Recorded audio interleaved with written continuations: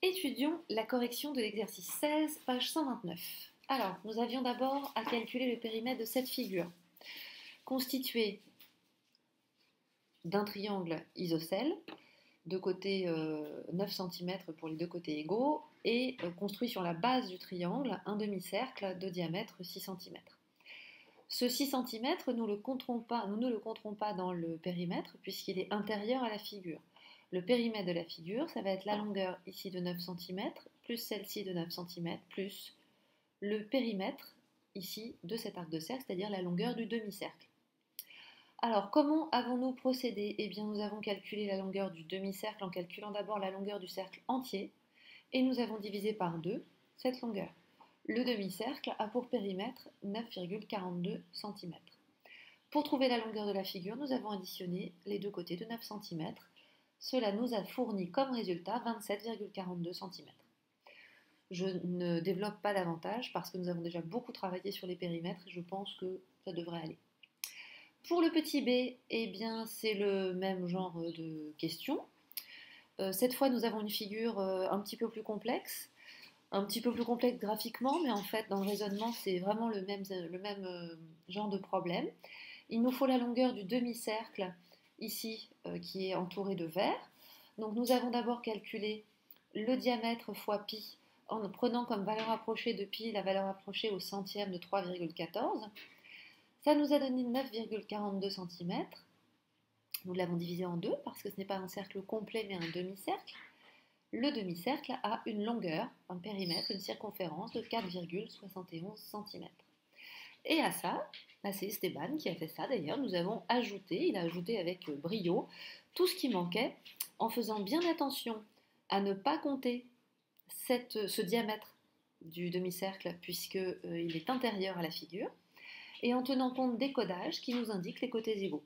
Nous avons donc 1, 2, 3, 4, 5 fois le côté de 3 cm, la longueur 3 cm, 2 fois la longueur de cm 5, 1 fois la longueur de cm. Ça nous a donné 26,71 cm. L'exercice 15 maintenant. Alors, dans l'exercice 15, voilà la figure que nous avions. Et nous l'avons résolue en nous rapportant en fait à une autre figure. Nous avons identifié, dans cette figure verte, dont il fallait calculer le périmètre, que le contour ici de chacune de ces frontières était en fait un quart de cercle de rayon 4 cm. Alors, comment avons-nous procédé? Alors, représentons, grâce à GeoGebra, par exemple, cette configuration. D'ailleurs, je vous conseille à la maison de le faire. GeoGebra, c'est un accès libre et assez simple si vous avez un ordinateur et la chance d'avoir une connexion Internet, et ce serait un assez bon entraînement pour vous. Je vais commencer par obtenir une feuille blanche en enlevant les axes et le quadrillage, et je vais tracer le carré dans lequel est inscrite cette figure. Donc je place 2 points, je lui dis que oui, je voudrais un polygone régulier à 4 côtés. Vous vous souvenez, un carré, c'est un rectangle régulier. Donc ici, j'ai bien le seul polygone régulier à 4 côtés possible, le carré. Et je vais maintenant tracer la figure qui est dans le manuel. Alors pour ça, je vais placer les milieux des côtés du carré et je vais aussi placer le centre du carré. Alors maintenant, je trace la figure telle qu'elle est dans le bouquin. Donc en fait, chaque limite de notre figure, elle a pour centre un des sommets du carré et pour rayon le demi-côté, donc pour diamètre un côté du carré. Même chose ici. Oups, je me suis trompée de sens, donc je recommence. Un arc de cercle. Donc quand vous vous rendez compte que vous le tracez à l'extérieur, bah vous faites juste dans l'autre sens. Moi qui ne connais pas ma gauche de ma droite, évidemment, c'est toujours très compliqué pour moi. Voilà, donc en fait c'est ça la figure que vous aviez sur le bouquin. Et ce qui nous intéresse, c'est le périmètre de la figure intérieure. Mais en fait, ce qu'on veut, c'est calculer la longueur de cet arc de cercle, plus de celui-là, plus celui-là, plus celui-là.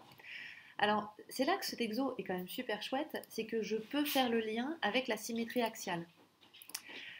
Si je trace ici, c'est droite. Ah, voilà, mon chien se manifeste. Hop, et que je les considère comme des axes de symétrie. Alors ça, on n'a pas encore vu ensemble en classe. Je vais sélectionner symétrie axiale. Je sélectionne mon arc de cercle et l'axe de symétrie. Je vais faire la même chose sur les autres arcs de cercle. Voilà. Je vais effacer ce qui n'est pas utile. Hop. Alors, non pas que ce soit pas utile pour tracer la figure, hein. C'est juste que ce n'est pas utile là pour le propos que je veux développer avec vous.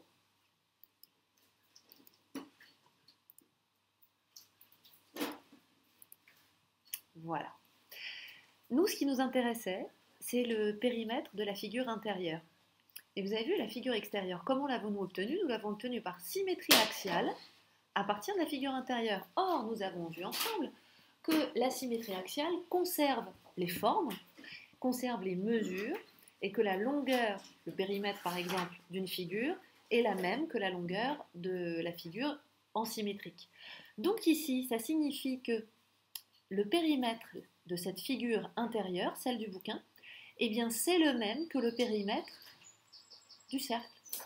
Du cercle quoi? Du cercle, ici de centre, le centre du carré, et de diamètre, le côté du carré, c'est-à-dire 8 cm ici, puisque nous avions cette mesure-là de 4 cm. Voilà une première façon de voir les choses. Deuxième façon d'envisager les choses, et puis il y en a sûrement encore d'autres, hein. Faire un petit peu de découpage. Alors j'ai une chemise bleue sur le manuel, la figure était verte, mais bon, on va pas se laisser embêter par ce genre de choses.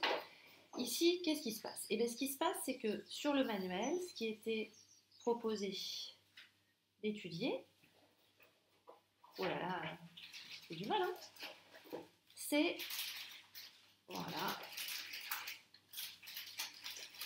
le périmètre de la figure intérieure bleue, ici. C'est ça qu'on nous demandait d'étudier, avec cette dimension-là, qui mesure 4 cm.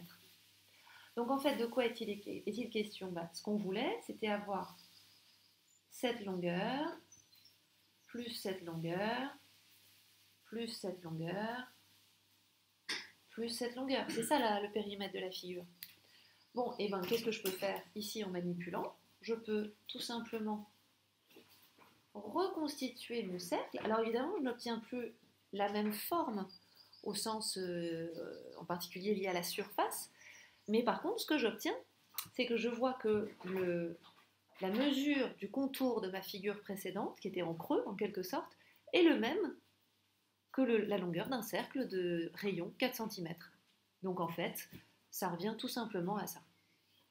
Alors maintenant, quelle que soit la façon dont nous voyons les choses, ce qui est certain, c'est que nous cherchons en fait à calculer tout simplement la longueur d'un cercle de diamètre 8 cm. En fait, ce dessin paraît compliqué, renvoie à une figure qui mentalement peut être compliquée, mais en termes de périmètre, c'est très simple. Alors la longueur d'un cercle de diamètre 8 cm, c'est 8 cm fois pi, c'est-à-dire 8 pi cm. Et 8 pi cm, si on prend pour pi la valeur approchée 3,14, ça donne 25,12 cm. Alors oui, on aurait pu calculer 25,12 divisé par 4 pour avoir chaque frontière, la longueur de chaque frontière, puis la remultiplier par 4, mais 4 quarts ça fait 1, donc en fait on serait revenu à 25,12 cm et ça n'aurait pas eu un intérêt percutant, ça aurait été du temps perdu, et en mathématiques nous essayons toujours d'être le plus efficace possible. Voilà, bonne journée!